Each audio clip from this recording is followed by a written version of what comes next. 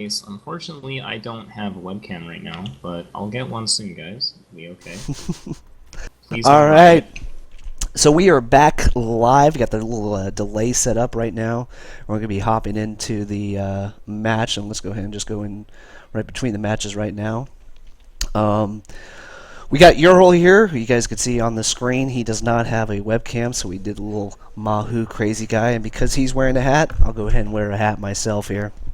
Although mine's representing my alma mater, go Wolfpack, even though we lost to, I think, Wyoming this week. I don't know how we lose to them. But Notre Dame beat USC, so we're happy there. Um, Also, for those that saw the post, there is a drinking game involved with this stream. So you guys heard the chat going on. We're going to go ahead and we got a bottle of Pendleton whiskey here. This is my favorite whiskey, and you'll be happy to know this is a Canadian blend whiskey. Oh, good, good. So not quite an American bourbon on there, a little bit smoother to drink. This is going to be interesting because I am actually fighting a cold right now. So if you're wondering why my voice sounds a little different, find a little bit of cold, got a little bit of cough medicine going in me. So it's always a good time to play a drinking game, especially when I got to go to work an hour early tomorrow for a customer meeting. But so be it.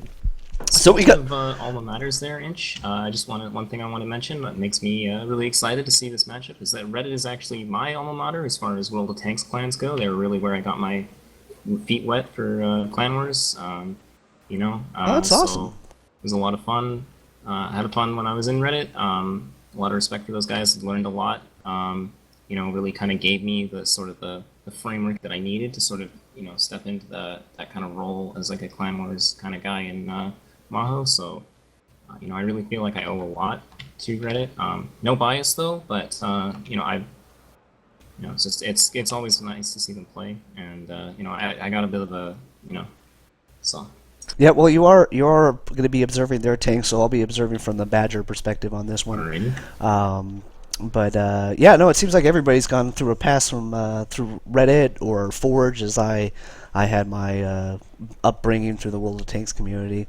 And just one last thing, if you guys want to play this game with me, everybody get a drink and a shot glass of choice. For my fellow Marines out there, you'll recognize what those little things are. We'll go ahead and put that up there. That's yellow footprints. So, as this is my first stream, I thought the best way to start the first one is the best way I started my first day in the Marine Corps, which was on the yellow footprint. So, for every ammo rack, if you see it on the stream, we'll go ahead and call it out. Euro, I don't think you're participating in the drinking game. I won't be. You won't be, but for every ammo rack we see, we will be taking a shot of that Canadian whiskey. All right, so we got a couple minutes here to the match. I wanted to go ahead and pull up a strat sketch here, All right. and we have. Want to go ahead and we're going to be seeing. Let's see, what side are they going to be? Reddit will be defending first, I believe. Okay.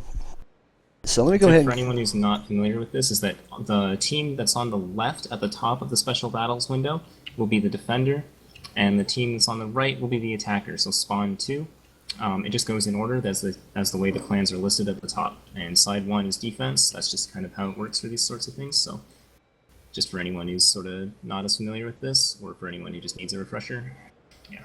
Yep. Now it's kind of interesting here. They got each cap has the normal amount of time, so you really as a defender, I haven't quite made up my mind what's at the advantage of the defender or the attacker on this one, specifically this map, because there is a lot of choke points that can happen on the 2 line. One is a little bit more open, but is there anything here that you really want to say, like, hey, if they control this, it's about over, or key areas on the map that you're looking for? Well, I'm much more partial to open maps personally, but one thing that I've noticed that I think is really big on Himmelsdorf, I feel personally speaking, is controlling this road here on the D line and the G line. These roads let you traverse the map from east to west really quickly. A lot of the other routes are just they're more congested. They take a lot longer, or you're driving through this open courtyard, and then that comes into counterplays of holding the corners, controlling that. I feel this middle area is pretty important, but then obviously that's not where the caps are. But the reason for that middle having that importance, in my opinion, is that it allows the defender to flex back along this D line and get resets onto this area on the back of Cap 2 that is much like, that's how you would apply the pressure, because you can't really prevent a defender from having tanks here, but you can hide tanks from his view around that corner. But if the defender is able to come in along the D line, obviously that becomes a moot point. And then there's all these different ways, you control this D line from here or from rubble piles here and various other things. So Yeah, those kind of positions, I feel, vying for control of being able to move your tanks around the map, I think can come into big play on Himmelsdorf. Yeah. That said, there are lots of varieties of strategies on Himmelsdorf, so that may not come into play in every battle, but I do feel that is the visual centerpiece as well, but also just a very key component to any flexible defense. So. Yeah, and I think a lot of the pug mentality, or just even clan wars, this hill can be very, very valuable. Where on the attack defense mode, it's not as because the one side gets it so well. If you have that hill, it doesn't influence as much of the map as it would in the other game mode. Yes. So. Yeah. That's something interesting, and we could go ahead and pull this up, and after the match we'll go ahead and talk kind of what would done differently, what not. Earl and I, like I said, we're going to try to be as fair and impartial as possible. But obviously, if there's an opportunity that we saw, or maybe a disadvantage, we go ahead and call it out and try to make this, so for those that are watching right now, make this as much of a learning opportunity as possible. In full disclosure, Earl and I are playing each other tomorrow. I don't know if I'm going to be able to make the match, but we are playing tomorrow on the Champions League, and Earl is currently ranked higher than me. So right now we will default to his judgment. I think we just played each other in the mini campaign. I'm not sure which team won that battle, but Yeah. It's a good relationship, and Euro, I really default a lot to his knowledge of this game and the tactics involved. So it looks like we're just about to go ahead and start on here. We'll go ahead and look forward to this. And Euro, if you want to go ahead and keep an eye on the chat for me and respond back to that, I appreciate it. And we should be jumping in here any moment now. We'll try to alt-tab, keep an eye on the chat once in a while, but I'm just as excited to see the match, I think, as everyone else is, so I'm going to be primarily focusing on the match. Doesn't even these have kind of battles are really interesting to see. I find that, honestly, this particular format is really interesting to spectate as a viewer, and honestly, I prefer it to Wargaming League NA, or just in general. I just feel that having the bigger teams, higher tiers, is more relevant to what the actual viewer will be able to actually play in game. We are in game now, so Yep, it happened in game right now. let's talk a little bit about the tanks we're seeing from both teams here. Right, we're gonna have So we got a pretty. I'm looking at BADGR right now. Good amount of E100s, known for their side scraping. I'm seeing BADGR bringing some E3s and only one medium, compared to two mediums on there. Pretty even age. Yeah, T62s on this one. Not exactly sure what they're going to be doing with that. Well, T62 does have that great hull-down turret, so I feel like potentially up in those window positions, overlooking the courtyard, like I was saying, they can see across the courtyard. They can get in those little windows and expose only their turret, and that may be a good choice there. BADGR opting for an Object 430, a tank I don't usually personally use, but that tank does have good brawling ability, good armor, and high DPM, sacrificing a little bit on the firepower with the accuracy, but it's a good tank. We're also seeing a lot of E3s, some FB215Bs and E5s from both teams, and a mouse for BADGR, which I personally like. I think that tank is quite a good meat. So you got two E5s going up to the hill. We were talking about that hill being, somewhat useful, somewhat not. Two E5s up there. It's going to be interesting to see how those come into play. And then you basically got, looks like for BADGR, two splits happening here. I would say this looks like a majority of a one-line focus going on. First shots fired of the game. Yep, we're also seeing that 430 just crossing right across that courtyard right off the start, going into that D3 on the reverse side of those buildings, looking for proximity spots on anything in that area, which Red is actually left pretty empty, so he's not going to be doing very much, and he's going to be stuck, so I'm not sure how much I like that. In a vacuum, I feel that play is good, but in this particular match for BADGR, it may not end up paying off for them. So we have Look at this engagement going on right now. This T62A got right into this little bit of horseshoe match going on right now, and we got a IS7 T62 matchup. IS7 actually lost some HP right away on that one. All right. Hold on. Interestingly, Reddit has chosen to position a pretty significant force near the base of the hill in A0, which could leave them really open to a one-cap play from BADGR. So. Yep. And so the question is going to be, are they going to be able to react quick enough if that comes over to it? Now, there is a lot of pressure on their T62A that they have chosen to drive down to that G2, G3 cubby. Now, I feel like if I was in Reddit's position here, I would take that as there's more likely a one-cap play going on, because that T62A is much less important to a team looking to play the two-cap, and the fact that they're diverting so much attention to that position would... Well, it's just, I mean, right now, this T62A, just trying to dig him out, it's just, we talked earlier about the time of these matches.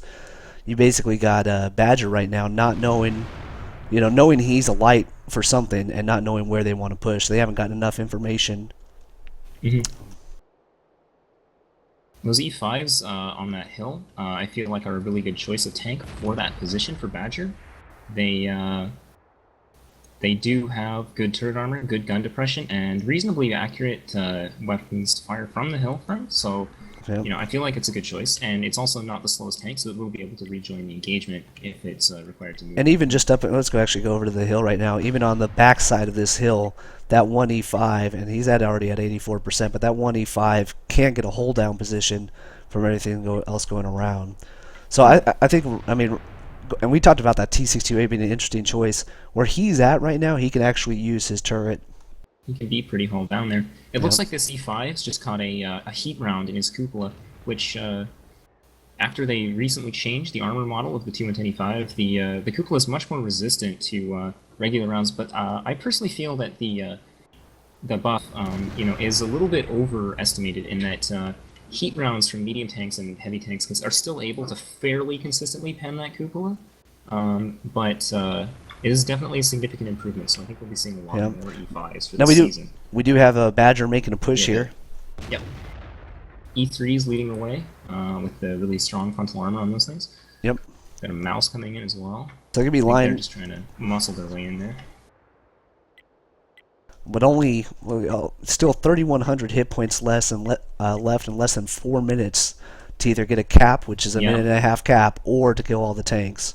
I think BADGR's just been a little bit bamboozled by this T62A down here in the G3 position, because they just haven't been able to dig him out, and they've been kind of stalling because what is he spotting for, And so we got a lot of tanks that have just been sort of wasting their time. Although now they are actually making a move on him, so he will go down probably first. So you got 6 tanks moving into 6 tanks. You got both sides making a push right now. So we'll see how Reddit reacts to this. That force in the E100 force in the middle, that's going to be the key thing. Decide which one they come back on. Alright, so you got this other T62A being ISO'd out, but he will be... those E5s are going to get swarmed. From Reddit actually flanking the E5s from BADGR and taking a high ground position on that zero line, which will allow them to get a really good surround on BADGR's force moving up the tank alley area here. Yep. And now that said, BADGR does have an overmatch in the west, and I feel BADGR could, if they were able to get a tank into position to cap the one cap from behind that hill, maybe their Object 430 if he was able to loop back around into F1, F2 behind the building there. So yeah, you have a huge amount of HP advantage going on right now on the one cap. The one cap is the best play for BADGR. Still even on guns right now for both teams, so I expect BADGR Reddit still to be cleaning up 7,000 HP up though. Really? Okay. 8,000 now. That said, it really all depends on how quickly BADGR can win this overmatch in the west. I really feel that if BADGR had some cap pressure right now, even just from one tank, if they had when they started this push, put one tank onto that first cap, they might be in a little bit better position, because Reddit would actually have to be required to push into them. And but as it stands currently, Reddit can afford to just, stay alive as long as possible and wait for reinforcements because they are up guns in this fight. So Yep, you got Spish about to take a side shot here. There goes Spish. He'll go down to let it. You got Sam, just missed that one-shot opportunity going past him. So yeah, there's the HP advantage, and the three line of BADGR's push wasn't able to clean up quick enough before the rest of that force was able to get in. They had an overmatch, and they weren't able to leverage it quick enough, I feel, to win this match. Another thing is we've got Strana there in his FB215B in the train station, which is a very solid hull down position that's really hard to remove from range or anything. And you know, he's still alive in that high DPM 215B, and you know, that's just, you know, BADGR kind of fumbled this one, I think. Well, and look at this reserve force coming back in. You got 3 out of 4 of these tanks at full HP and one shot. One tank still at 81%. This game will go to Reddit, no question. Yeah. Personally, I feel that BADGR kind of pushed one of their forces into a trap and the other force into an overmatch that they weren't able to win quick enough. They were under pressure from the time of the the match being only 8 minutes, and as an attacker, you can't afford to do nothing because inaction is a loss. So, you know, they had to just go with something, and it may not have been the best thing, but they definitely, like, there was an effort, and that was, it was decently close. I don't think that BADGR played it too badly, but I just feel that their trap Reddit laid in the northeast was really effective in isolating that group from BADGR, and then what I'm really curious is see that T62A. Which one was he? The T62A that was down in the bottom there. I think that was that Silver? Taco John. Was that Taco? Silver was the one in the northeast, and Taco was the one who's off by himself there. So he did hold up, just 1200 HP. Yeah. And I think that was about 3 minutes that he held, which and effectively is one third of the match. It was able to hold there. Let's kind of check on this too. Wow, the FV213B. I think this was Bryant that was in that hold down position. 3,200 damage blocked by Bryant on that. Wow. Yeah. He got more damage blocked than almost all the E100s combined. Amazing. Yeah, those 215Bs really are quite an incredible tank. Really good in this kind of a format. So the E3s look like they struggled a good amount on that one. I'm not sure if E3s only got one penetrating shot between 8 of them. I wasn't able to see as close if they were firing at those angled E100s. A couple of misses as well from one of BADGR's E3s. Yeah, a couple misses. So I mean, those you take 8 E3 shots could very quickly change around that HP, and who knows if they were able to tie up that reserve force a little bit more, maybe could have held it, or maybe even just held back that what's the word I'm looking for? Right.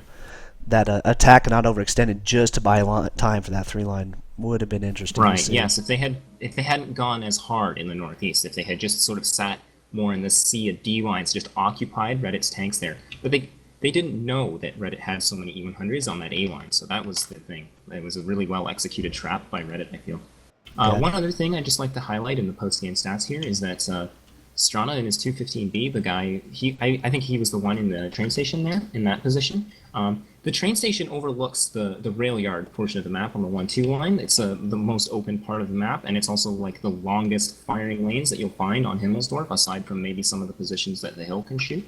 But the train station there, you can see all the way down that line, and basically he was able to have 2,000 assistance damage by spotting, which just sort of highlights the versatility of the 215. We are in another match here, so let's talk about the tanks coming from both teams again. And I need to update let's update the score here real quick. Right away from Reddit, I'm seeing 2 Batchats and 2 AMX-50Bs, so 4 fast French autoloaders here coming out from Reddit, as well as a pair of IS-7s, 1 T-57 Heavy as another autoloader for them, and then a fat stack of E100s and E3s, bringing that armor to the table again, as you'll always see on Himmelsdorf, I feel. Yep. BADGR running more or less the same lineup as their attack, slightly less E100s, and yeah. A lot of E5s again.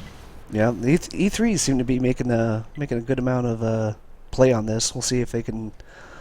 E3 is a fantastic vehicle for an urban map, especially on a map like Himmelsdorf, where you have these long streets where you can have buildings to either side of you and enemies in front of you hitting the frontal armor, and you're just pumping out shots. With the DPM of the E3 is actually quite high, and it'll penetrate almost anything it hits with the 375 penetration on the So HCR. BADGR doing a very similar thing, making a similar play back for that middle.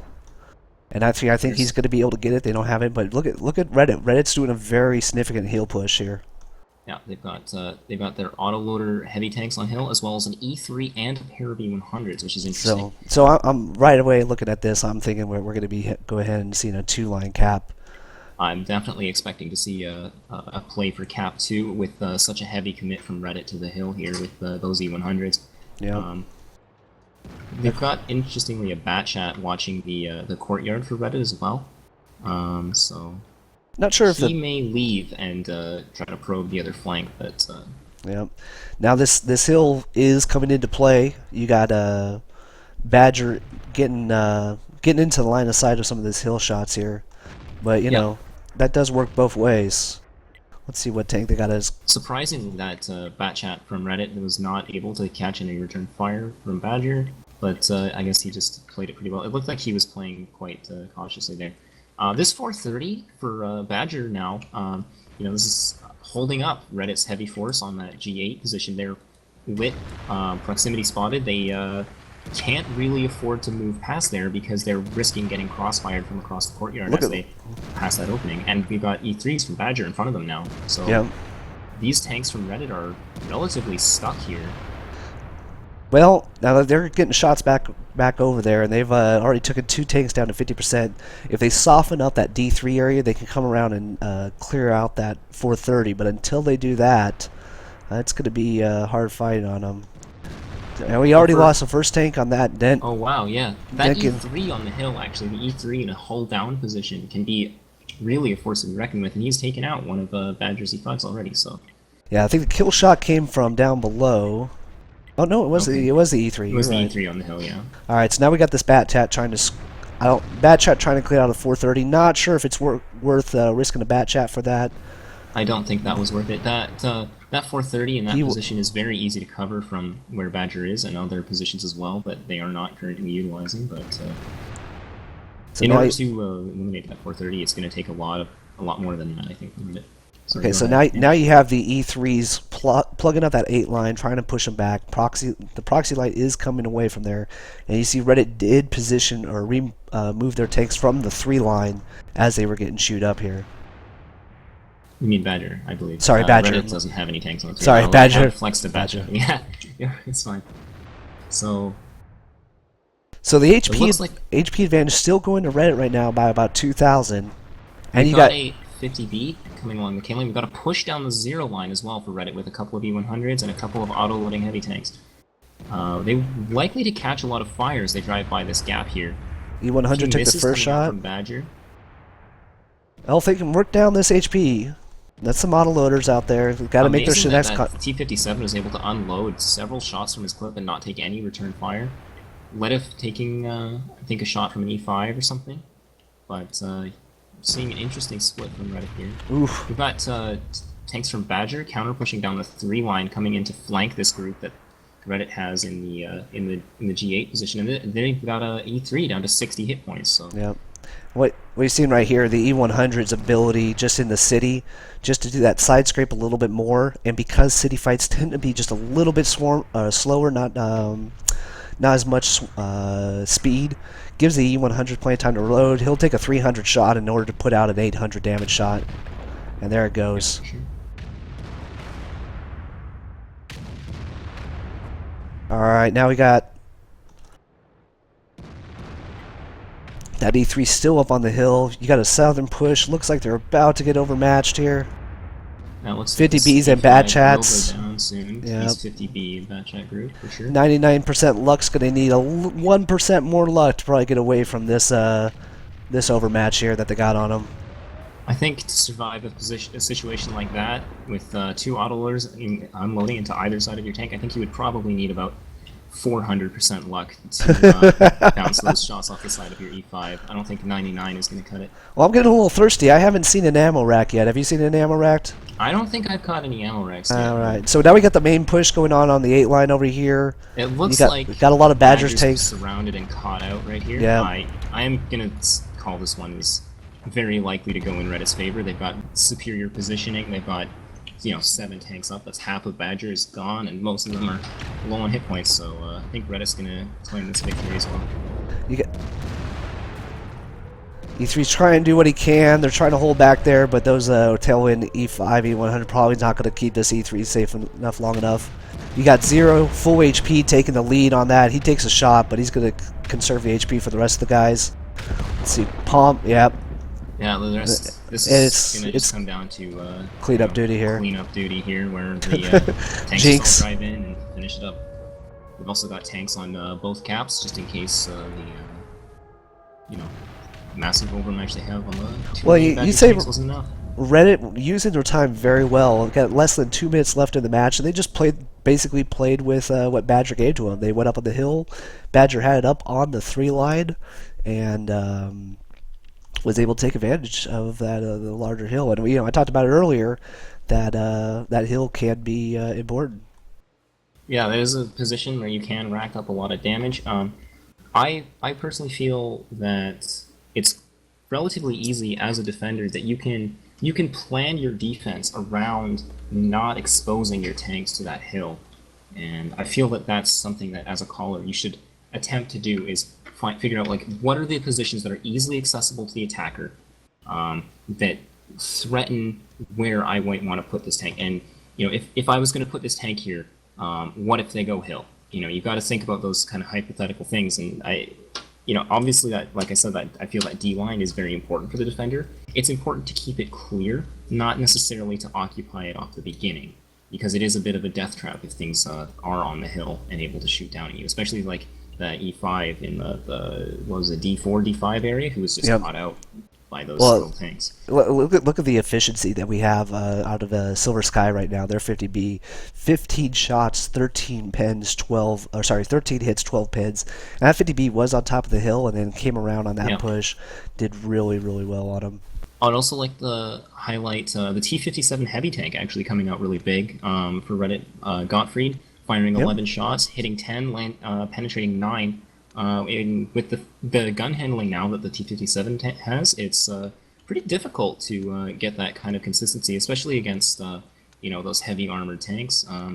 Obviously, though, he made it work. Put out a respectable 3.2K. That's quite a bit of damage. And why Dwight may not be able to be on the top of the damage list, did block 3,200 damage, which hits received 8, 5 bounces on that, really using that IS-7. Wish I would have zoned in on him and saw that side scraping going on. But I liked Reddit's lineup on this. You saw almost a variety of all viable tier 10 tanks. The Bat Chats, I kind of questioned them at the beginning here. But I think they did able to leverage that mobility. Yeah, the only one mistake I saw in the Bat Chats was trying to get that 430 out, exposing himself probably to a little bit too much. That 430 wasn't as much of a threat until they did that push, and then if those Bat Chats would have been able to get on them. But regardless, each one of them nearly a little over 3,000, a little below 3,000, and they used it well. Yeah. Sorry, go ahead. No, you're fine on that. To deal with that sort of 430 position, there are ways to do it. I don't feel that poking out into the courtyard to take shots like that is really an easy way to do it. You want to flank around wide and then start shooting at him, or just move away so that he's no longer able to proxy you. But going into that courtyard is really just a death trap. So we've got another game here, though, so let's see what we're going to start seeing from both teams this third game. So this is going to be match 3. Reddit's up 2-0. Reddit showing off the Object 260s, actually 2 of them this time. Now they're just showing off. Just showing off. We got a lot of 50. We got 50Bs again from both teams.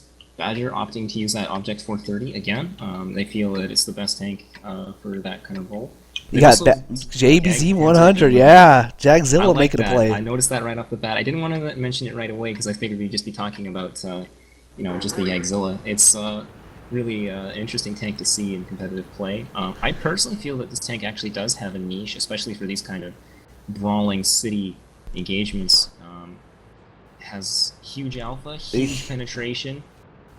You know, pretty good armor. This would be the only map I think I would bring a Jagzilla on. Just for me, the mobility of an E3 is still better. The Jagzilla can get chewed up pretty quickly. We got a little bit of a traffic jam going on. Are actually faster than E3s. Top speed? Line. Yeah. Oh, okay. In terms of ground resistance, they both move at roughly the same whoa, speed. Whoa! Look at this. Reddit's taking a very aggressive defense here. I don't know if it's going to pay off. They're going to be running into a bulk of BADGR's force. But look at the Reddit's force. That's a mobile force that's over there on the 7 line. Yeah, this could be interesting if they see what's going on. So you have those 2 E3s planning to hold up that 8 line. Interesting. Very different lineup, or very different strategy for both sides. You got Reddit or BADGR deciding full-handedly commit on the 1 line, which matches Reddit's aggressive stance to defend 1. But I don't know if they're split up too much. I'm a little bit, I'm thinking. There's a Jagzilla. The advantage here. Yep. Jagzilla. Big, meaty 4-digit damage roll, followed by an E100 immediately. Yeah, let it will just go down immediately to 300 hit points. That's just so much alpha. You got this IS-7. IS-7 needs to call a cop because he's about to have bad things done to him. Yeah, and this whole flank here, really, for Reddit is going to be in trouble because Reddit's opted for a split again, but BADGR's just gone all in. Look at it. So you got these 50Bs dropping their clip, and now they're getting shot by the E100 here. They're trying to focus in. Dwight's going to be in trouble. If BADGR can take this initiative, they can knock out a lot of tanks right here. So you got this Bat Chat creating havoc here, holding these tanks in the middle. Good play actually by Reddit's Bat Chat there to find a position where he can go to, turn some turrets, keep these E3s lit and occupied so that Reddit has a little bit more opportunity to flex some tanks. Yep. We're also seeing the T-57 moving up, maybe catching these E3s off guard. One E3's turning. He doesn't have enough burst damage in his clip to actually kill an E3. Ooh, because today you got the T-62A going up on the hill. That's dangerous. There's 2 50Vs up there, and I would expect that T-62A to be caught out. I don't know. He may be able to put some damage on one of their Vivos, but yeah. Ooh, this FV misses a key shot. Yeah, they're going to try to work out those E3s. The E3's smartly moving around. Yeah. So you got a lot of micro engagements going in, but let's go back to the main action here. It looks like Dwight actually may have disconnected driving forwards with his turret backwards there. So that could be really unfortunate for Reddit. That 50B is a lot of burst damage to be missing out on. So now notice they got that 260 right where we saw that 62A in before. That little spot right there could just cause so much havoc. And also he proxy lights everything on the 2 line. Yeah. And the T-62A on the hill for Reddit will go down to the 50Bs on the hill for BADGR.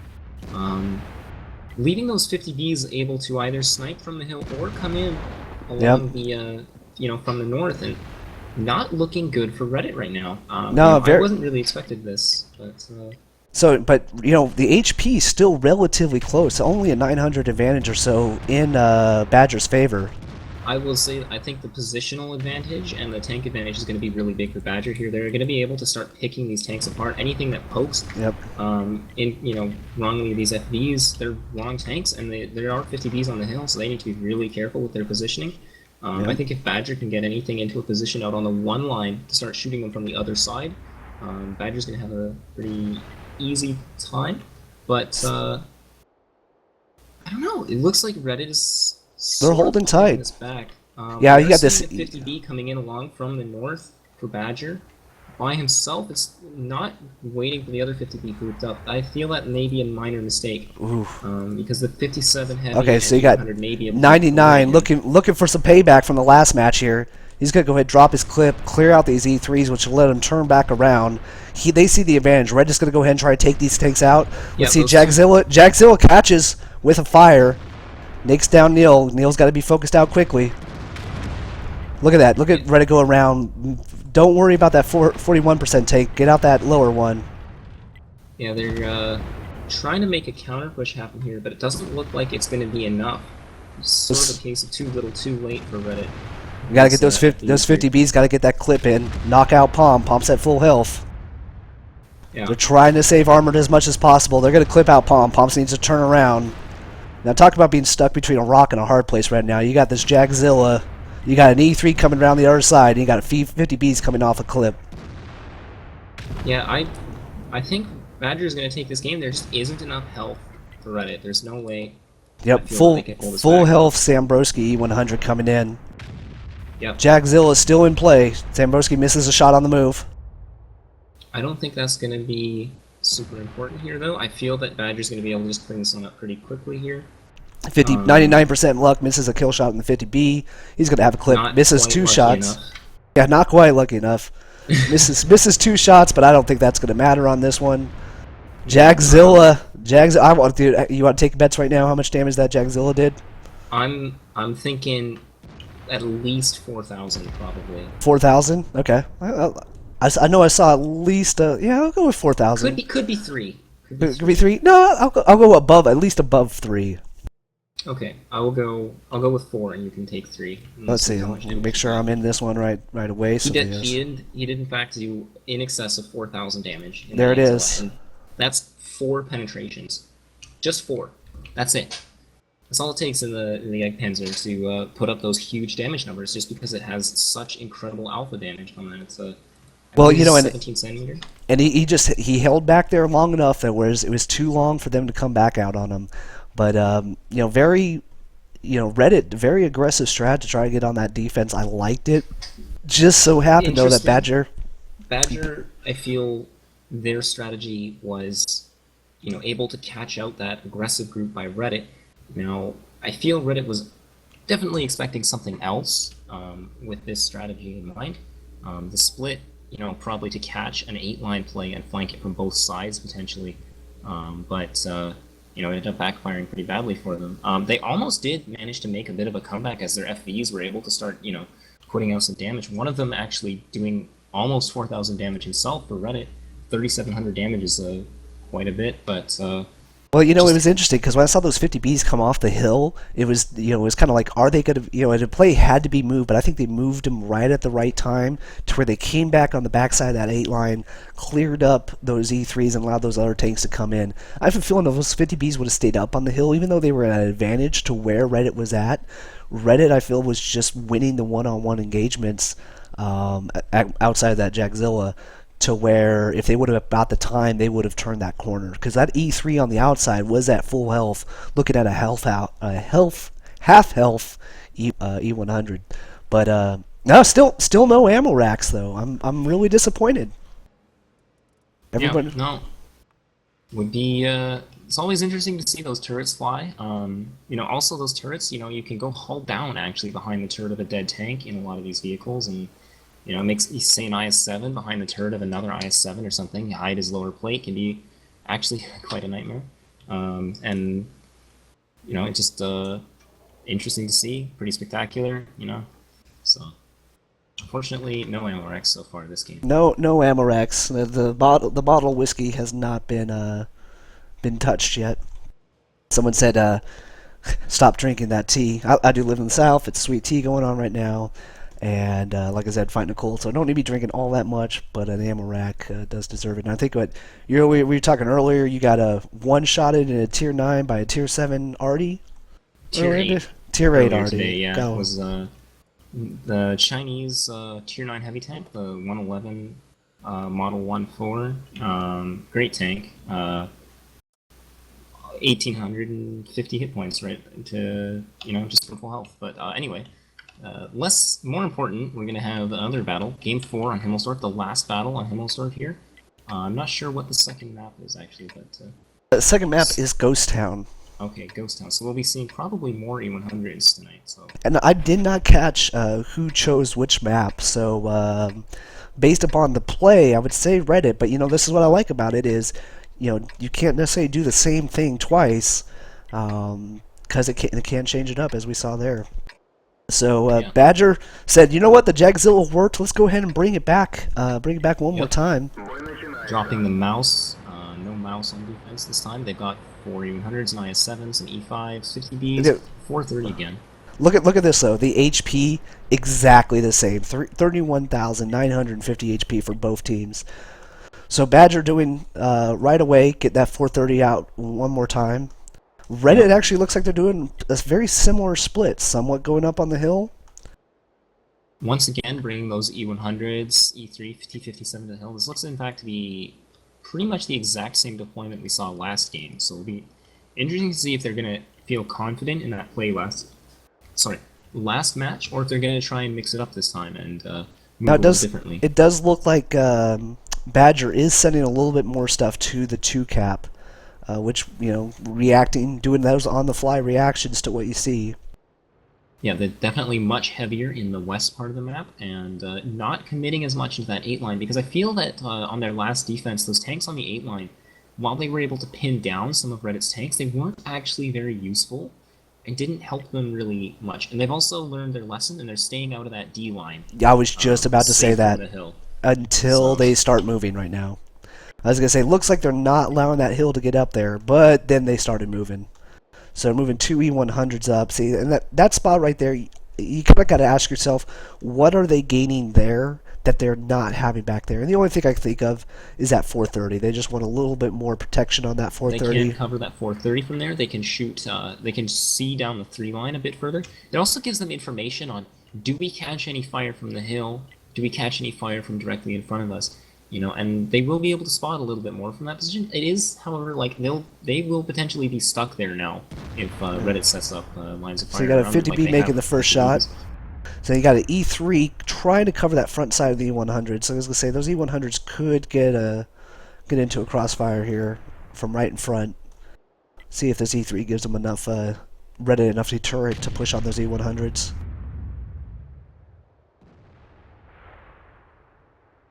So right now, everybody just kind of filling each other out. Also, now, those look like those E100s for BADGR are actually pretty safe just because of the curve of the road. So, you know, looks I think, like a bit of a stalemate right now.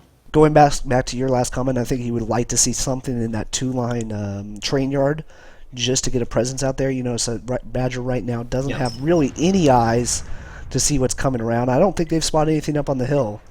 The only downside to that is that it is a little bit harder to get somebody back from that far western part of the map, and I feel that BADGR is fairly well set up to deal with anything that would come down the 1-2, simply because of Reddit's team composition here. They do have some mobility in their bat chats and 50Bs, but I don't feel that that is enough, like really to take the 1-2 line, maybe to get into E1. I don't feel like bat chats or 50Bs will be able to sit there and really punish the heavy armor E3s and stuff that BADGR has. I was going to say, Ghetto Smurf right now is scratching his head. He went all the way up to the 8 line, turned in on that corner, and still has not taken a shot. Saying, what are they giving to us? Doesn't know what it is. But we do see Reddit making one adjustment. And with only 8 minutes left in this match, you really can't make too many adjustments side to side. So you got him coming off the hill. You have, what is that showing up there? 1 E100, maybe trying just to bait him out there, keep him honest on that 2-cap. Yep. But I think right now we clearly see they're going to be making a play for that 1-cap, which actually goes... That huge damage from the Jagdpanzer again here. All right, now you got BADGR reacting back to it. BADGR just playing that a little bit more conservatively. Reddit not getting as much of a aggression as before. E100's taking shot. Bryant catching a shell through the window there from BADGR. Nice shot by them. That's one thing you've got to watch out for is all those little nooks and crannies you can shoot through on a lot of these city maps. Is that you know, they're not all known very well, but there's a lot of angles you can actually work through this courtyard. I feel it's the most interesting part of the map. Oh, and sometimes you don't know about them till your caller puts you there, and all of a sudden that little reticle lights up green. You're like, oh shit, I can't shoot through that. So at this point, they're probably going to lose that 430, but you know what? He did his job. He held him tight. He got him information, and 4 minutes have passed in the batch. I think at this point, as a caller, you just say, hey, look, buddy, you did your job. I don't need to waste any more HP. You gave me 4 minutes, man. You gave me 4 minutes, exactly. More than a 430 can usually be asked of. You know, stall the match 4 minutes. Sure, as a defender, I'll take it. All right, so you got Reddit making their move. They know time is going out. They're taking what BADGR gave to them. They're going to go ahead and secure that 8 line. They know those 2 E100s are there. Dwight's going right in the open. Balls deep and unafraid. Makes a nice snapshot. Gets tracked. I feel Dwight's position here is actually not too big of a risk given the positions of BADGR, because anything that wants to come and poke and punish him aside from this E5 is going to be vulnerable to the tanks from Reddit here. So now you Although we got are seeing an E100 coming down the 3 line here. Woo! Nice shot And into Dwight, you talk about that shot right there. Yeah. So, you know, BADGR or Reddit doing a good job. They left 2 things up on that hill up there, so they gotta keep honest with it. An E100 and E100's down, and E3. Probably taking another shot from the Jagdpanzer, going down another 1,000 health. All Could have right. been other tanks I wasn't actually watching. Looks like we got the main push coming in. This Jagzil can turn around, get right down this main road, make it hurt here. They're gonna be trying to work it out. Zeppelin, another engagement going on. This is right here, reason why I really, really like this 14-on-14 match. You got the squeeze coming in, multiple tanks. Bad Chat trying to play dirty here, getting up rear close. shots from those E100s, yeah. That's a good play by Neil there, putting a lot of damage onto those E100s. It's going to be pretty big for Reddit. It looks like they will go for a one-cap play, just with the E3 on the B line there to keep BADGR's tanks in check and maybe punish them for moving around. So these Bad Chats, you got a Bad Chat coming in behind on the E100. Ooh, this is going to be down to the wire here. BADGR only down, they're down 3 tanks, but they're, okay, now they're down by 3,000, now they're down by 4,000. Reddit's making that squeeze, so they went in through the middle road, basically baited them, and then went down that D line, and then converged on all their focus fire here. I think showing that the E100 on the 0 line, which they did in the previous attack, was a really intelligent play by Reddit, because it sort of, you show your hand on one side of the map and play it on the other. Oh yeah, for how close this is looking, we got... Yeah, I personally feel that I think this match will go to Reddit. I don't think BADGR has any position to reset Reddit's 50 Bs here on this cap, although maybe this E100 can pull something off. Well, I don't think they'll be able to get it in time. What I really like too is that they looked like they were doing right down a 6 line, you know, and you're thinking, okay, they're on the 0 line, they're doing a 6 line, maybe they'll do that 2 cap, so they still had to keep so much stuff committed, and you had all those tanks tied up where really they just bypassed it and went straight in on the 2 cap. Really well, I really like that bait and switch by Reddit. I thought that was a really good strategy there. Reddit able to pick up the 3rd victory on Himmelsdorf. It'll be 3-1 going into Dostan here. All right. Let me go ahead and update the score here.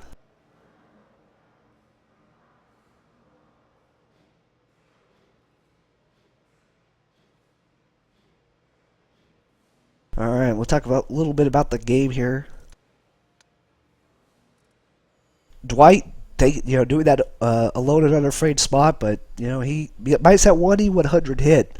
I think they just going through that caller's mind. He had an E100 and E3 up front. You're thinking, man, was it before? I think they flanked with 50 Bs and that T57, if I remember correctly.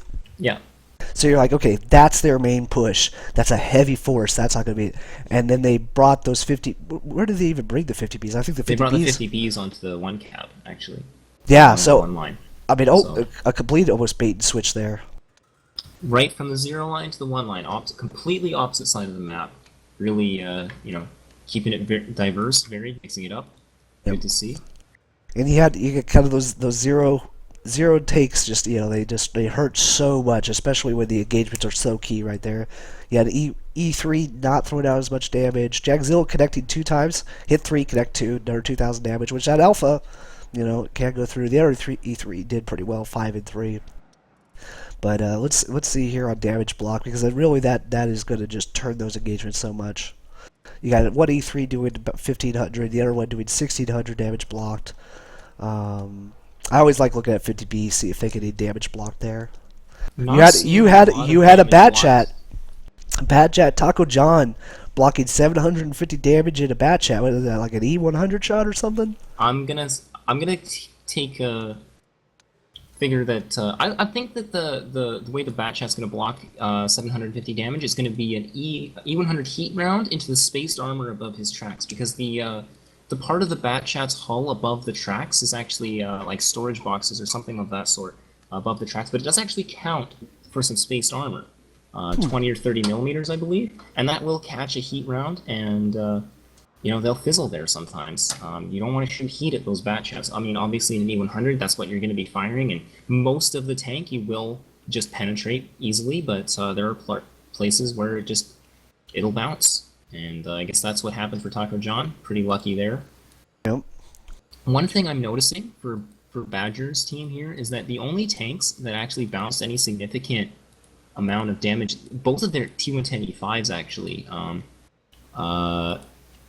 Kydra and Zeppelin is God, both bouncing between the two of them 6,000 damage, 3,500 and 2,500 respectively. And then, the E100s, E3s, not really bouncing very much. So I guess just good shooting by Reddit for the most part. Yeah, no, they were, and excuse me. I noticed, the time was kind of clicking down. You're like, man, he gave him 4 minutes, and then once Reddit decided they were going for the push, I don't know if that kind of, go towards the 2 cap, and then just push right over on that 3 line was a call out, but or that was the plan all along. But it worked great, and at the end they had plenty of time to get on that cap, and I think they probably even could have got reset 1 or 2 times with would they have 2 on cap, if I'm thinking about it. So. Alright, well, next map we have up is Ghost Town, so let's go ahead and pull up the strat sketch here. Talk a little bit about Ghost Town.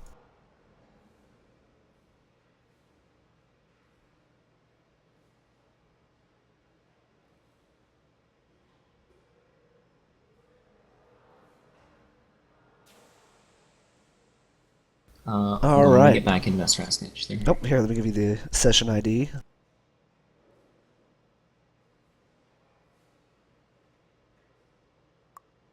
There you go. I do have to say, man, the Himmelsdorf, those were exciting battles. And even just going, while he's pulling this up, I've seen so much of the 742 and the other formats where it kind of seems like there's one engagement, but even right there, you had the 3-line engagement, you had that middle line engagement, and then I wasn't able to see what that E100 and E3 came in off the side.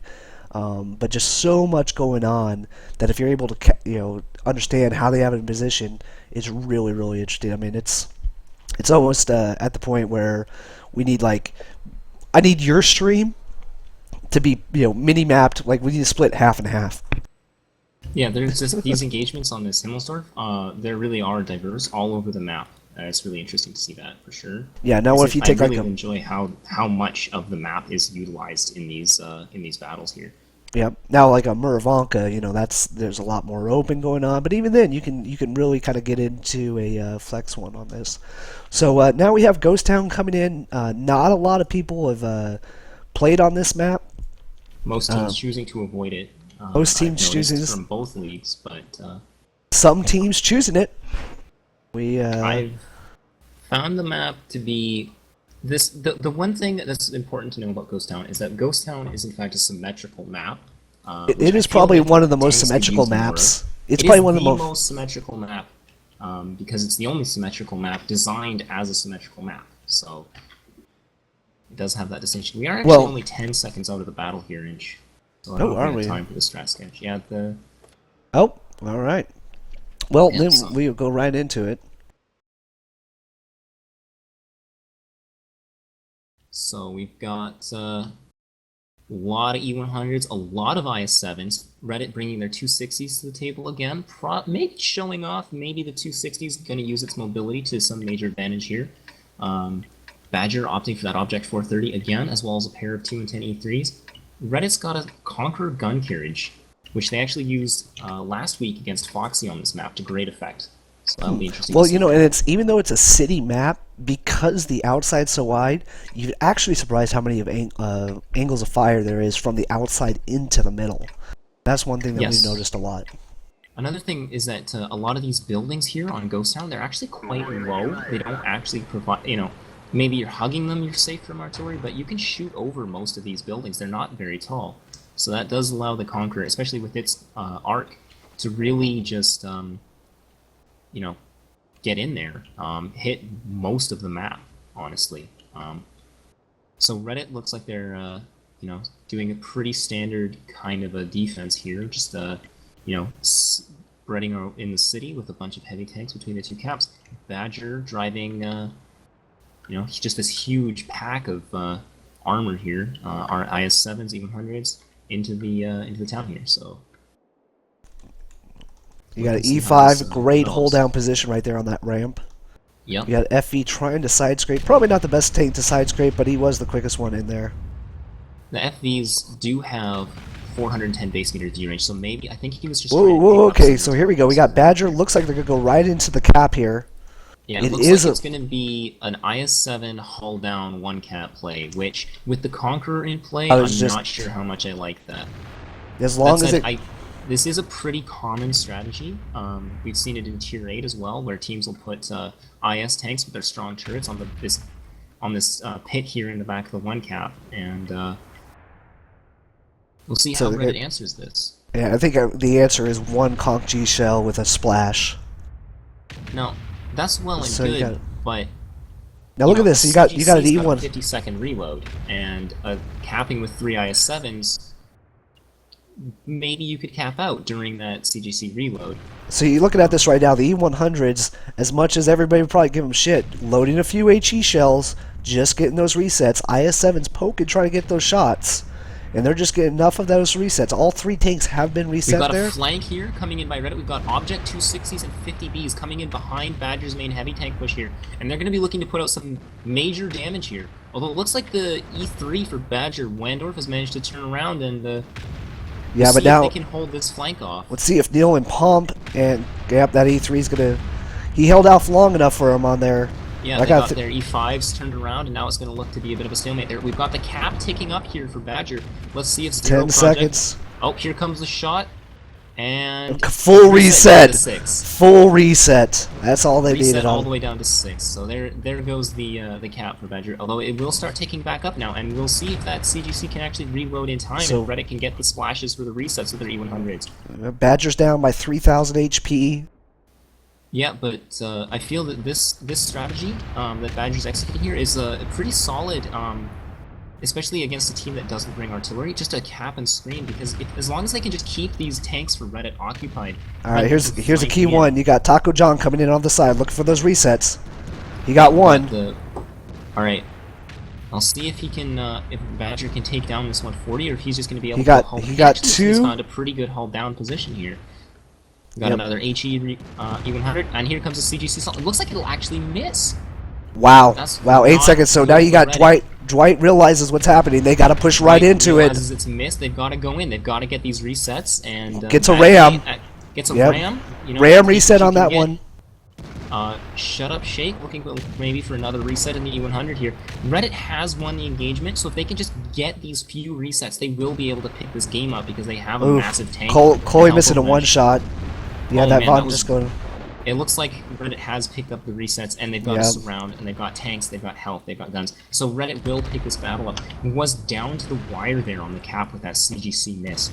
Well, and you talking about holding my breath there. You talk about just being able to reset every single way possible. You had BADGR at the beginning. It was HE shells from the E100 hitting those hold down IS-7 tanks. Then you had a Conch GC coming in, doing a full reset on everybody in there. Then you had that medium coming around. Was that was it the medium? Yeah, it was an Object 140. Object 140 coming around. Coming out big with the reset on the IS-7, really, because if he hadn't made that reset, they wouldn't have won. Well, it really, I mean, he played it smart because it looked like he waited for that second shot, waited for that other tank because he knew he reset one, went in for the other reset, and was able to come out with it. So Reddit goes up. The RAM reset was interesting. Oh, totally forgot about the RAM reset. Driving right in there, smack him in the face. You got a 150-ton tank. That's gonna hurt. That's gonna do some damage. So that's just gotta get some damage on those guys. Didn't even swap insurance information. Didn't even swap it. Just rammed them and kept on going. A little hit and run. Yeah. But no, I mean I'm sure that was crazy in the caller's room. But I still saw. There's a couple opportunities when those tanks were going around. BADGR, not realizing, only look at the tank in front of them, not really realizing there's a one shot on the other side of them. Things like that. Really great opportunities that if you're able to go back through your replays and talk to your guys, say, hey, you got a little bit of a tunnel vision right here. This is we could have knocked out this tank. It would have been good to go.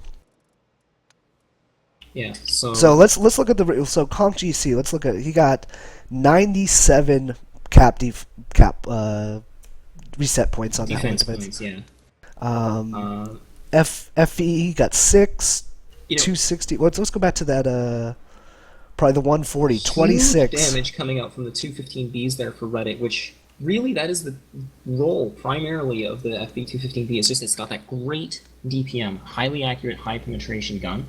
So really, you know, Look doing at what they need to do. so look at the E100s. We got 87 resets, 87 100.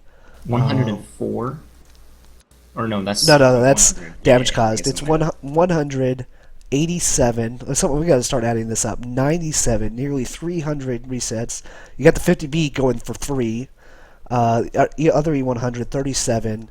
And then the Conk, almost 400 points reset there. I mean, it's showing the survivability of those IS-7s, but man, if there was that was Seven's really doing a lot of work for BADGR there. You know, some of them on cap, really pressuring Reddit, and then some of them doing 3,000 damage apiece. So well. I think now see that's the question. In that position, do you really want your guys to be putting out damage and getting that opportunity, or you just want them to stay down and realizing that there's a shot. I mean, I kind of tell my guys unless it's a kill shot, don't even poke. Don't waste about that. If your job is to cap, cap. If your job is to do damage, do damage. I don't know. It's an interesting kind of feedback to see how you wanted to go back through it.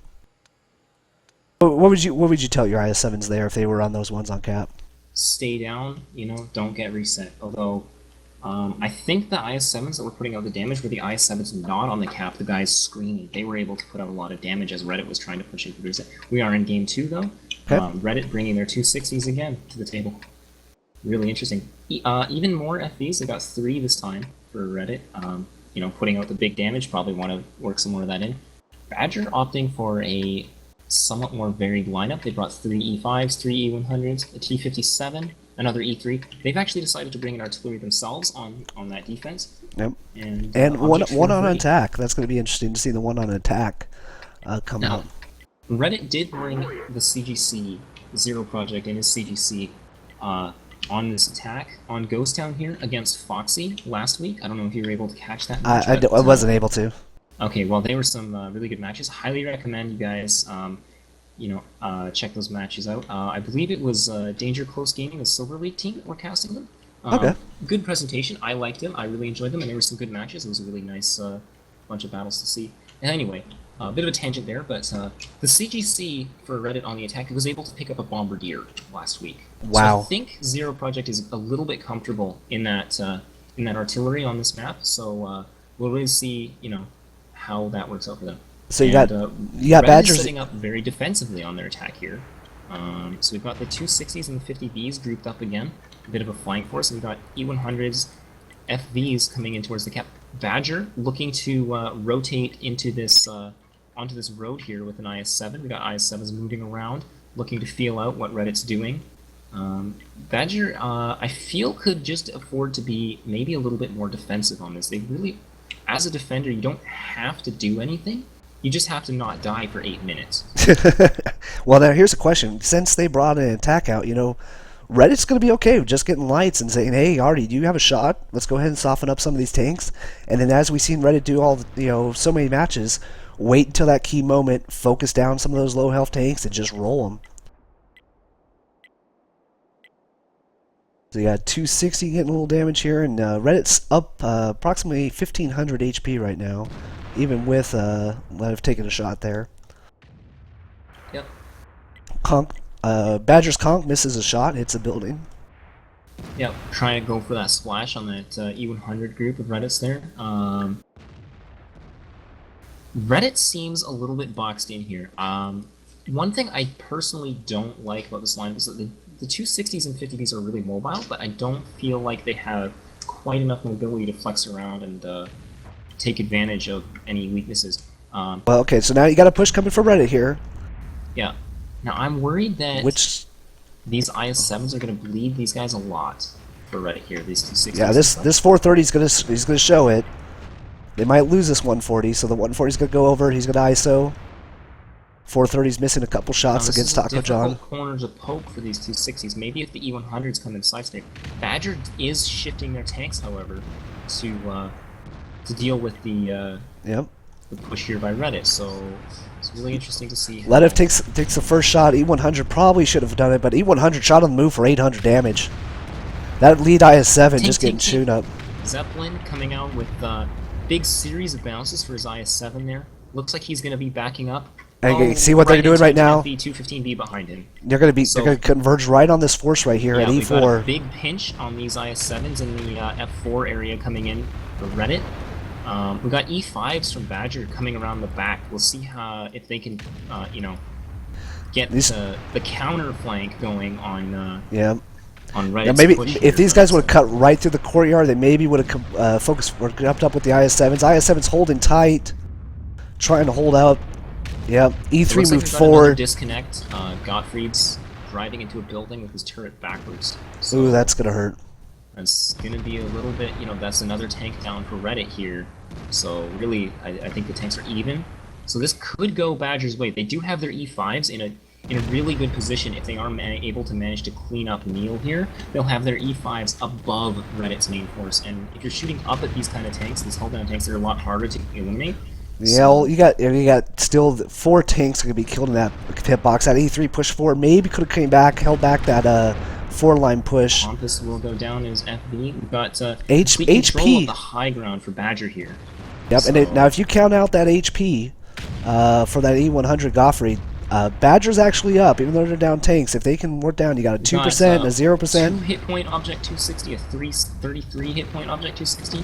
Maybe we can see some HE coming out from BADGR here. I think that BADGR's going to have this. They've got down 2,000 now. They don't have a lot of tanks, but remember Reddit has a disconnected guy and they have an artillery.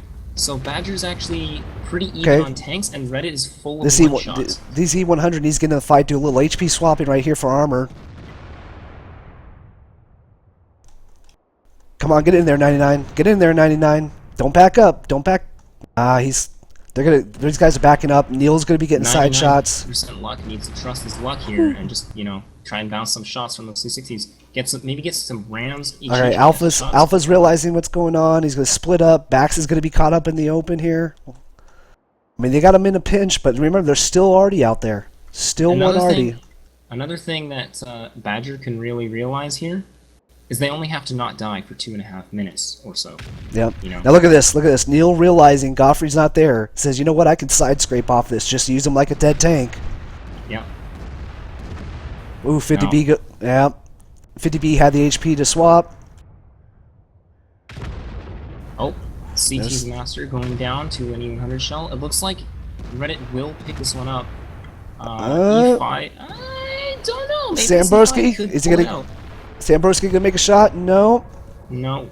I don't think so. I don't think that's gonna be it. E5 is just wasting his shells on this disconnected E100. Now this could be a really major mistake for BADGR, and this could have been. Will he pick up Silver Sky here? I think he'll be able to. Yep. Makes a snapshot. He's gonna gets into cover from Zero Project's Conquer Gun Carriage. Well, he's gonna take a side shot right here. Whoa. Boom, that hurts. Penetrates, and it looks like that's it. Leauge able to pick up that kill there. So, yeah. Wow. Just pumping rounds into a disconnected tank. Well, that's a lot of pressure to be in, And it is. Maybe that guy's not disconnected. Maybe he's just screening for his teammate there. Maybe that was the entire tactic. Could be the greatest psych out ever seen in a competitive match. Well, a lot of pressure for that E5 player as well. If I was in that position there, I would be shaking. Literally, that would be just a lot of pressure to be in that position. Trying to carry your team like that. I think he did a pretty good job. It would have been interesting. That is match point. Reddit does take the series here. Yeah. So that's a 5-1 for Reddit. 5-1 into Reddit. I'm just asking the team captains if they would be up for a post game here, and get back up here, update the score. Hello. Hey there, Dwight. Hello, Dwight. And see if Spish is up here on there. Yeah, we're just going over that match. Godfrey, man, is he on TeamSpeak? Are you guys choking him out yet? It got pretty dicey towards the end there. I A lot of believe one-shots. a few obscenities were yelled, I want to say, and yeah, something happened. He crashed in game, of course, and unfortunately couldn't get back in. Well, I don't know if you guys saw it, but he provided a side scrape for I think your FE215B Yeah, coming around, and then also he ate 2 shells, which timed into different takes. That might have been a little interesting there. Spish isn't with us just yet. I think, Dwight, you either crashed or DC'd as well on one of those Himmelsdorf games in your 50B. So that's Yeah, I 2 did. crashes for you guys in the same series. That's really unfortunate. But you guys were able to pull it out. It was good, Yeah, it was- 5-1, solid victory. You know how it goes with the crashes and stuff. They're unfortunate. I believe I did You just- crash and die, and Gottfried fortunately was in a good position to crash. Yeah, I'm here. Neil was there, so Hey, Spish. Hey, Spish. Well, for both you guys, thank you for allowing us to observe those matches. I think BADGR probably would have liked to get a little bit closer on the overall scoreboard, but I can tell you from Earl and I, we were both like, man, is this going to go either way? Is this going to go either way? That first attack, it was so close, a few seconds out on all of those E100s coming in and ramming for resets. That was a really close match. Really exciting to watch. The scoreboard and the post game may not have been as close, but that match was intense and down to the wire. Really good to see that, honestly. Yeah, let's just. You guys put up a good showing, both clans, and I thought both teams played pretty well in all the matches, so it was a good series. Now, I will have to say, Reddit, man, Dwight, I liked your guys' aggressive defense strategy on Himmelsdorf, but the Jagzilla played, went right up in there. Kind of, what was your thoughts on that aggressive defense? Just to do something different, catch them off guard? Yeah, we were trying to roll really heavy. You saw with our 8-line play or A-line play rather, and the next defense we wanted to roll a bit lighter.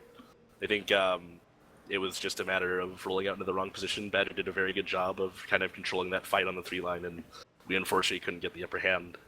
So that, when you try those trick plays like that, they either roll one way or another, and they did a very good job at countering that to go to their advantage.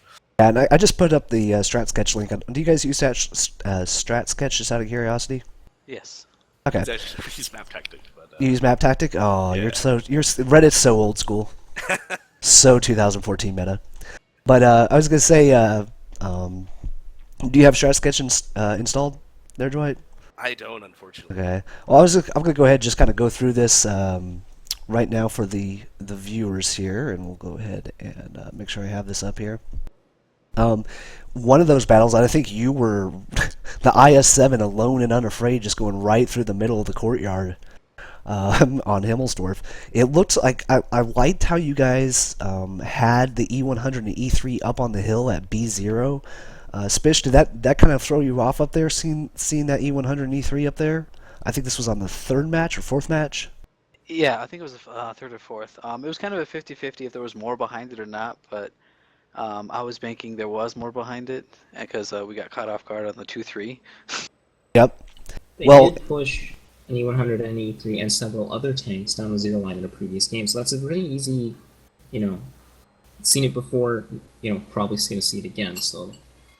Well, and what I was going to say is what I liked, Dwight, is you put the IS-7 there, you had the E100 and E3 up top, had to keep them honest. And Dwight, Spish, I actually liked your setup for the defense. It really seemed balanced to where, they couldn't push into either cap without overcommitting. And Dwight, what I really think kind of pulled it through is you kind of brought the guys up the 5 line. And I'm like, okay, they're going to do a 5-line push. They're going to meet this other group that was right at B5, B6, which was where Spish had his forces. And then you quickly sent them up the D line and over on the 3 line and just created that overmatch. I thought that was a really, really nice move. I don't know if that was your plan or something to call on the fly. It was mainly just how it unfolded. Okay. We kind of had something drawn up. Most of our strats were kind of revolving around the hill play and the 8-line, but once we saw on that second attack there, they were overloading the A and B lines. It was like, hey, we need to change this up a bit. So you saw our IS-7 just kind of poking around the middle, noticing that they had a E5 and E100 there. We were able to push them back a little bit and drag our guys up. So ended up working out. Gotcha. Now I noticed both you guys took. I was on the G3 spot. Both of you like putting. Well, Reddit like putting stuff at the G3 in that kind of little horseshoe. And Spish, you guys, I don't know. I forgot who your 430 driver was, but Operation Human Shield, get into the courtyard and get those proxy lights. That was interesting how both you guys used similar tactics, different locations, and different tanks.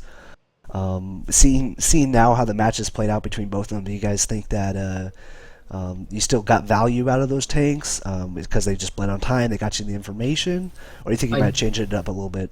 I think the 430 on the defense on that corner does a lot to give you intelligence as to whether or not anything's going to be coming down that 8-line G8 position, if it's being utilized. If not, that gives you a lot of information. From the attacker's perspective, I feel like the D3 position is all right, but you run the risk of just not finding anything and still being stuck there.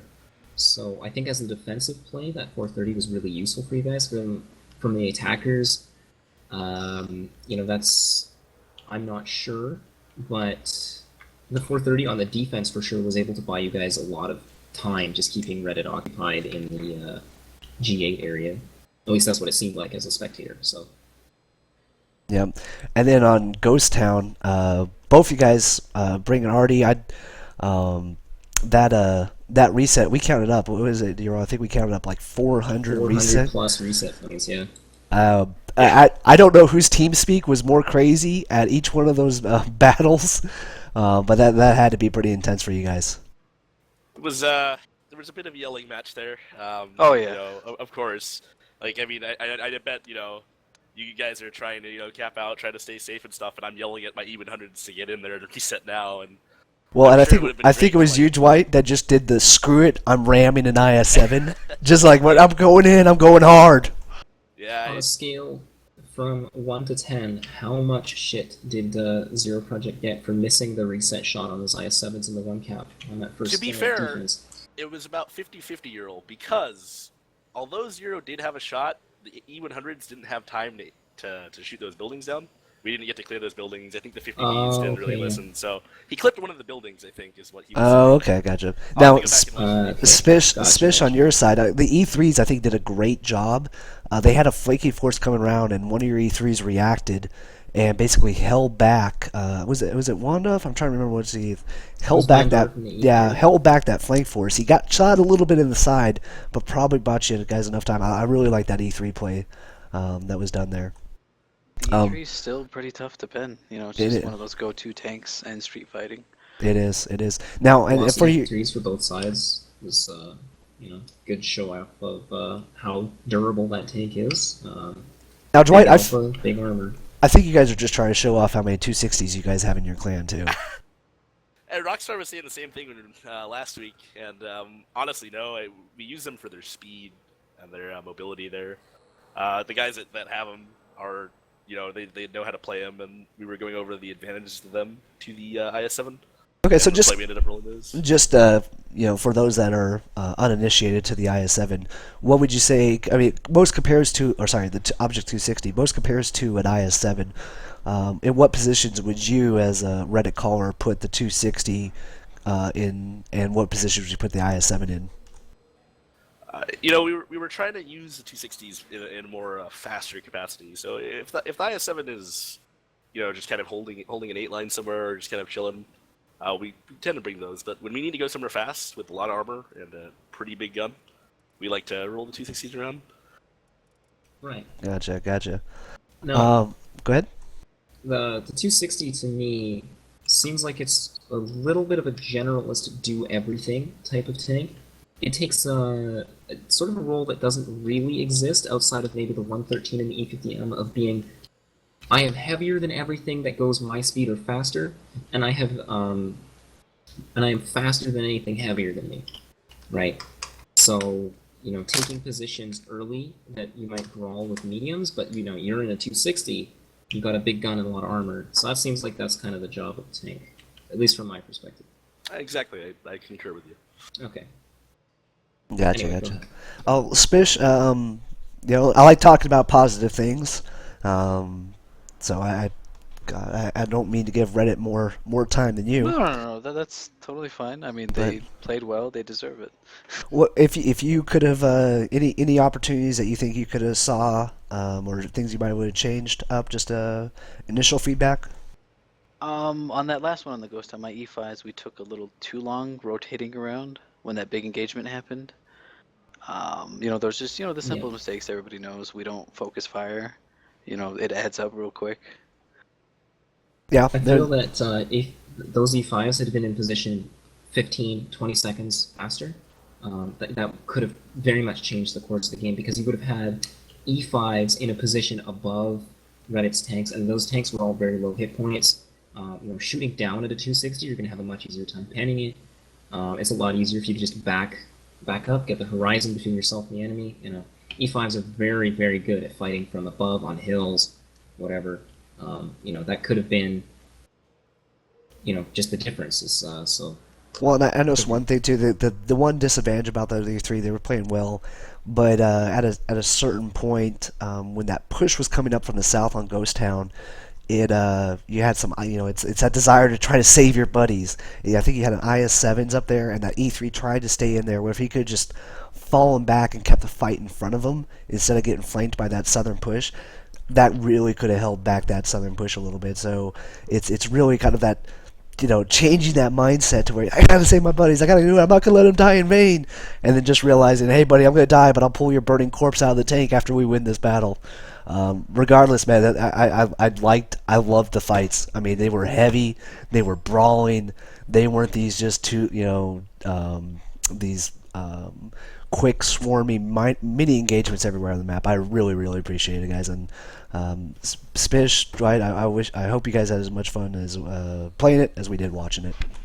Oh yeah, I was up out of my seat for a lot of this, where I'm just yelling at this computer screen, trying to drive Yes. the damn tank, and the chair fell out behind me, and just trying to maneuver everyone in the position and all that stuff, and play my own tank. It was definitely a blast. Ghost Town offers that whole are they over here or over there kind of thing, and yeah, it was very exciting for us. And Spish, I mean, I got to give it to you guys. It was a good game. You definitely gave us a run for our money. Those really close games all No, throughout. the whole thing was awesome, Dwight. Our pleasure. Hopefully, Yep. we'll see you later. Ural, Definitely. did you have any comments before we let the team captains go? No, really, just good games, well played by both sides. I think it was a lot closer than, like I said, the scoreboard would indicate, and you guys both, showing that you guys are, good. You got some strategies that it's hard to say. I'm not sure exactly what I'm trying to say here, but you guys definitely did, put on a show, and I really enjoyed watching these matches. They were a lot of fun.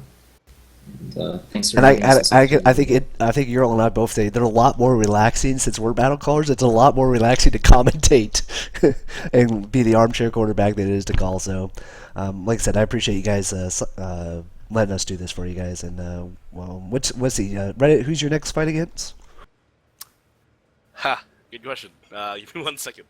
Okay, Badger, who you got? Who you got up next on Bunny we got the early fight on Wednesday, and then Reddit should have Harry Turret at the same time zone. Gotcha. Yes. those will be good fights. I mean, now I'm going to put money down right now. Off what I've seen, I think both of you guys are going to win next on Wednesday. I think you both got it.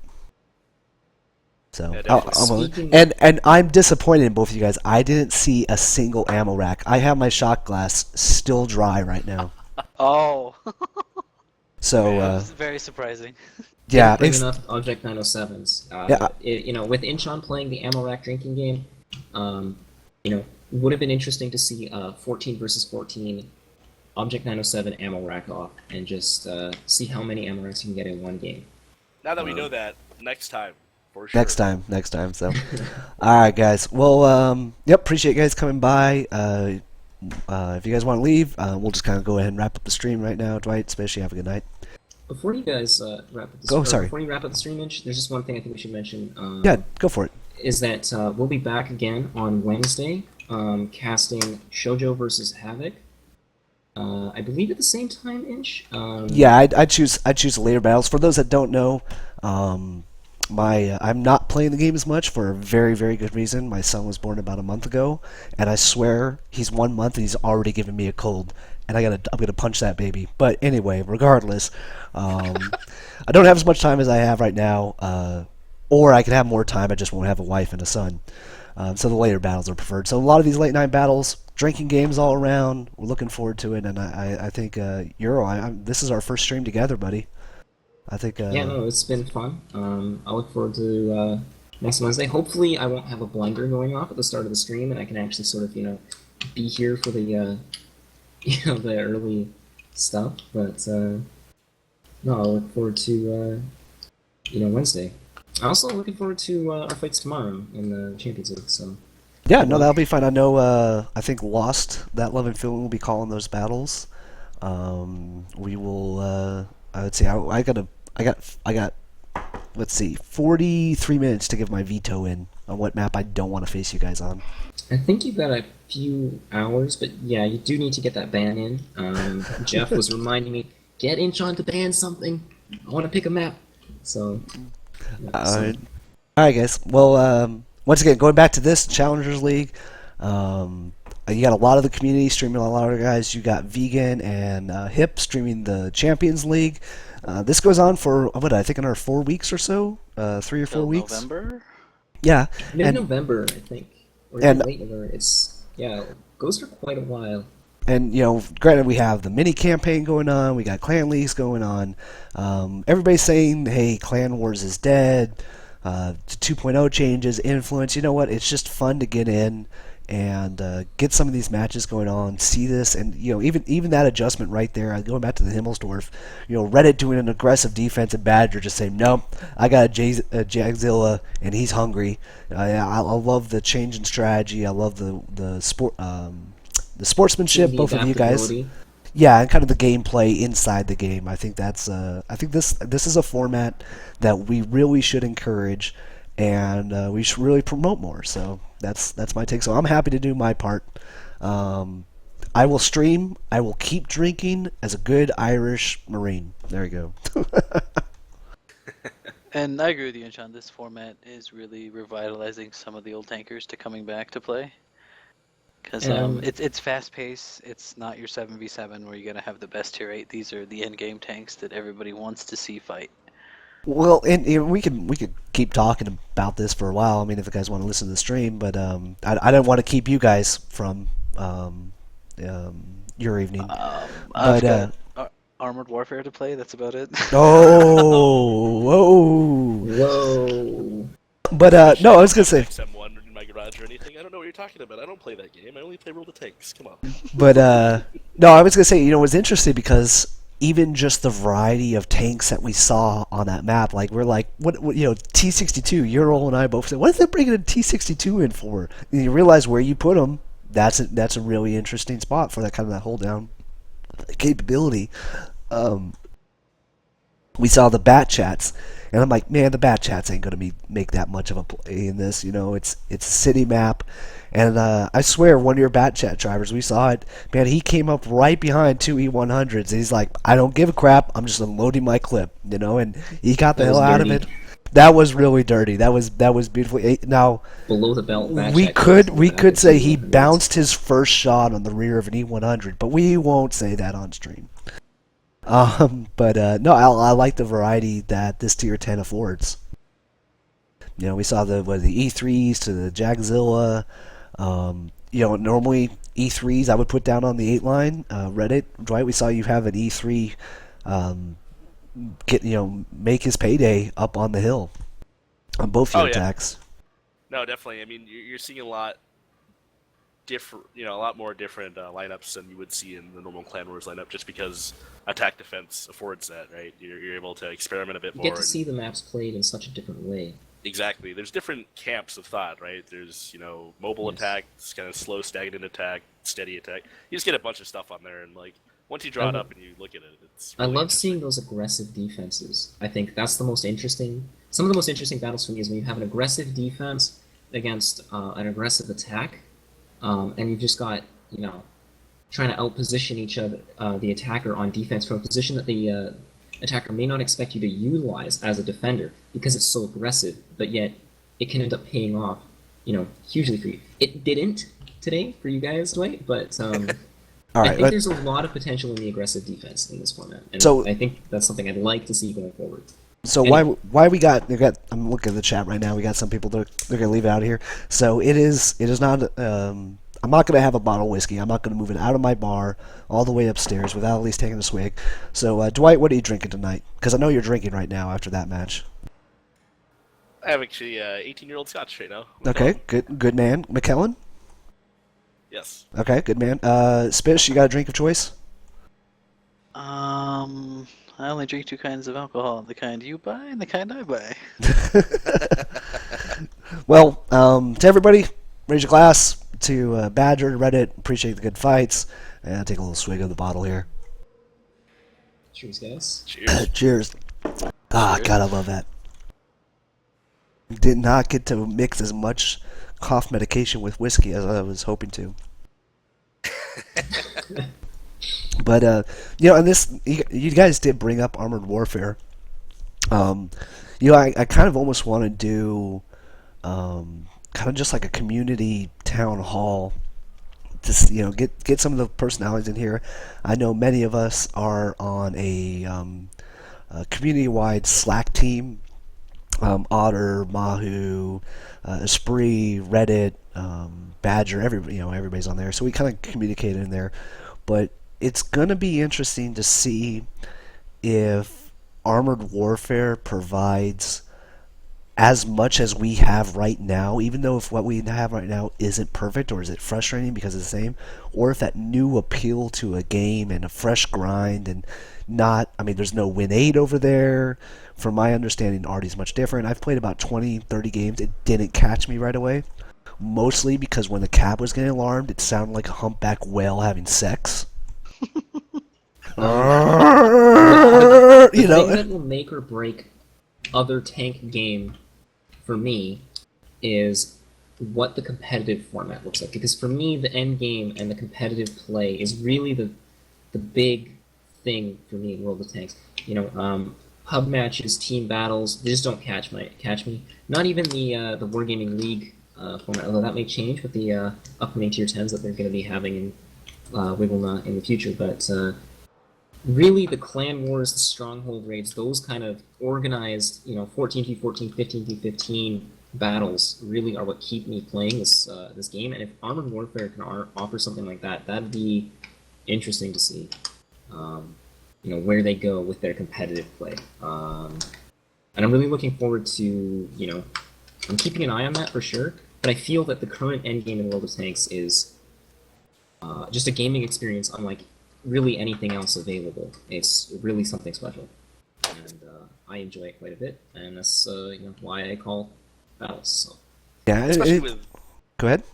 Yeah, especially with like Clan League and Clan Wars and soon, League. I mean, they really kind of have a broad audience that they have to cater to, right? So they give you multiple different like faucets to go to, and it's a real great experience, especially if you're I don't really like the fast-paced gameplay, but I do like Clan Wars. You have a bunch of that. I think with as you called it, other tank game, I think it's really too early to tell. I mean, we're still in beta tests.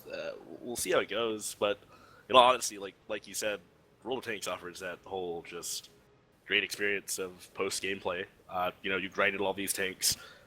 This isn't the end, though. Once you hit tier 10, you don't just have it in your garage and bring it out into pubs. You can go competitive. You can, join a clan, do Clan Wars. You can do Clan League now as well, and I think that really cool experience. Yeah. I think you're gonna have a bias that works for in both for each game.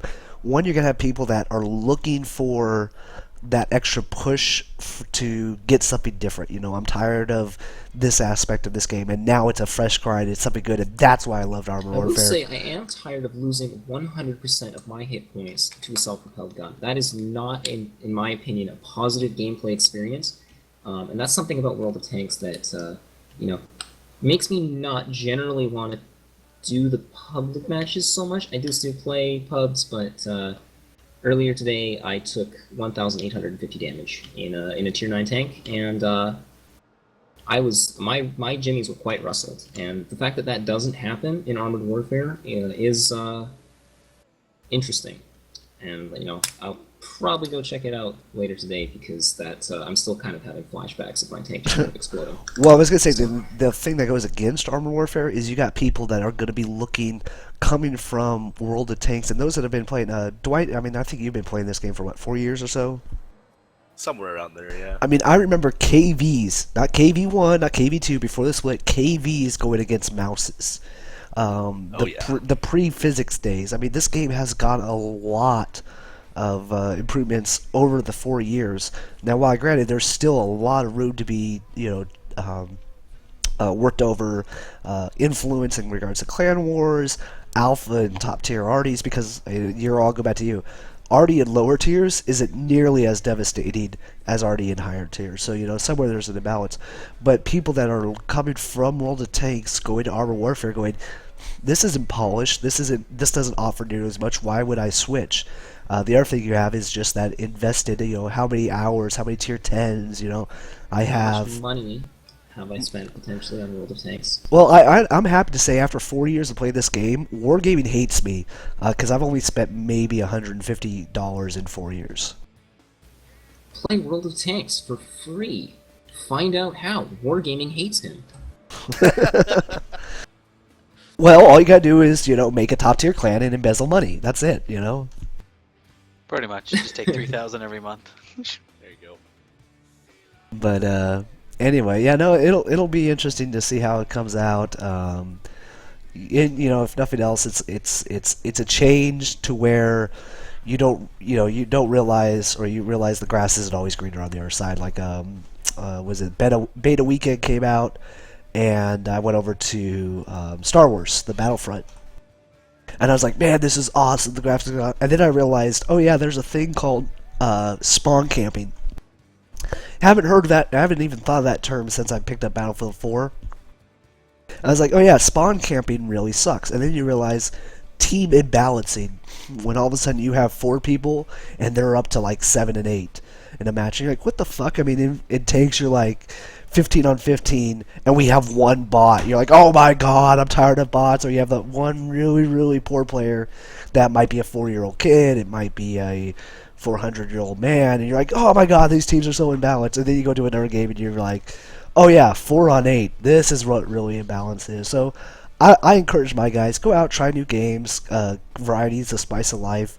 And if it's enjoyable, hey, that's what we're all here for. This is some free time for us to step away from our real life. It's gaming time is very valuable, and if there's something that you enjoy more, go for it. But most likely, if you've enjoyed this for 4 years, you go try something else out, you realize, hey, there's a lot of reasons why you still are playing this. So. Well, and for me with tanks is here in North America we don't have the player base that the European and Russian servers have. Very true. They cap out at like 250,000 people. Highest I've seen is 60,000. Yeah, I think that'd probably be the highest. You have a lower server pop. And Wargaming is getting better at catering to like the end game, hopefully pushing this top tier clan fights into esports. Yeah, I'm really quite excited to see the tier 10 esports and how that plays out. They've been doing some testing for it, but I'm not exactly sure what the format's going to entail. But tier 10 tanks are, I feel, much more interesting than tier 8. That's a bias and an opinion, so whatever. Yeah. One moment. Well, it's it's coming up on 11:30, and my voice, it's already cracking a few more times. Probably talking a lot more than I thought I should or would, although I didn't drink as much. I'm gonna go ahead and stop the stream here. Dwight, Spish, appreciate you guys. Pre-game, post-game, and even just kind of shooting the shit afterwards. Appreciate you coming by. Euro, like I said, looking forward to tomorrow. Even though I may not be in the match, I'm sure our guys will give you our best that we have on there. And then Wednesday, we'll do this again. We'll go from there. Euro, I'll let you have the last word. Yeah, same. Enjoyed the matches. Looking forward to tomorrow. Looking forward to Wednesday. Looking forward to seeing Shoujo. Getting a chance to watch them play. There are sister clan. We haven't had much chance to practice with them or really see them play because we're in different leagues. So I'll be really interested to see what they bring to the table. I know that they did beat Relic convincingly in the first week, but I've been, haven't been paying too much attention to what they've been doing. So I'm really interested to see how they play and what they're doing. And just sort of put some highlight on them. They're really good. I don't know. I think it'll be a good match. Havoc have a lot of history. They aren't afraid to put in the preparation or, get to do the training rooms, whatever. Sarge has been doing it for a long time, a lot of experience. So we'll see. New blood anime clan versus one of the oldest clans that I know of. I mean, I've only been doing this for a year, but yeah, it'll be definitely an interesting matchup to see the experience versus the new ideas kind of thing. That said, it is a new format, so I would favor Shoujo, but it'll be a good match regardless. So tune in on Wednesday. All right, guys. Well, y'all have a good night, and appreciate you stopping by. Take care. Yeah, have a good one. Thanks, guys. Cheers.